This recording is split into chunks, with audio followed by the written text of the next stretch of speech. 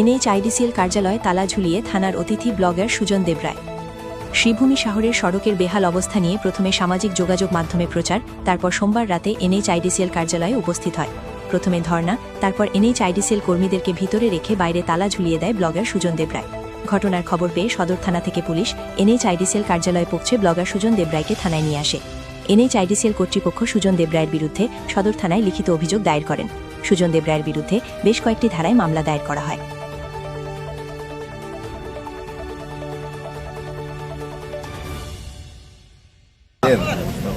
আপনারা সবাই অবগত আছেন যে আগামী করলো সুজনদা এবং আমার ছোটো ভাই শুভজিৎ এবং আরেকটা ছোটো ভাই চয়নকে ডিটেইন করা হয়েছিল এবং দুজনকে মতলব শুভজিৎকে এবং আরেকটা ছোটো ভাইকে রেহাই দেওয়া হয়েছে এবং সুজনদার উপর NHIDCL থেকে একটা কেস করা হয়েছে।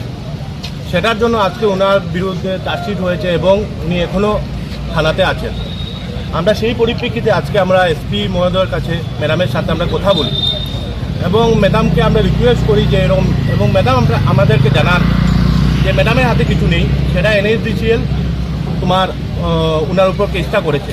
এবং আমরা একটা প্রশ্ন করি ম্যাডামকে যে আমাদের কি কথা বলার রাইটটা কি এখন খণ্ডন করা হয়ে যাচ্ছে, আমরা কি কথা বলতে পারবো না? আজকে এই যে এত আমাদের ভুক্তভোগী হতে হচ্ছে রাস্তাঘাটের জন্য। আজকে প্রায় দিন একটা না একটা ঘটনা হয়ে থাকে। প্রায় দিন কালকেও সন্ধ্যাবেলা 2টা টুকটুকি সেই জায়গায় অ্যাক্সিডেন্ট হয়েছে এবং গুরুতরভাবে একজন মহিলা এবং একজন ছোটো বাচ্চা গুরুতরভাবে আহত হয়েছে। সেই বিষয়টা নিয়েই সুজনদা NHIDCL অফিসে যায়। আজকে আমি সবার কাছে রিকোয়েস্ট করি, এখনই আমাদের সময়। আমরা যদি আমাদের ডেভেলপমেন্টের জন্য, আমাদের ওয়েলফেয়ারের জন্য কথা বলতে পারি না, তাহলে আমরা কোন দেশে বসবাস করছি? সবাই কথা বলেন এবং সুজনদার হয়ে কথা তুলুন, সেটাই আমি আপনাদের সাথে অনুরোধ করছি। কেস রেজিস্টার হয়েছে? কেস রেজিস্টার হয়েছে।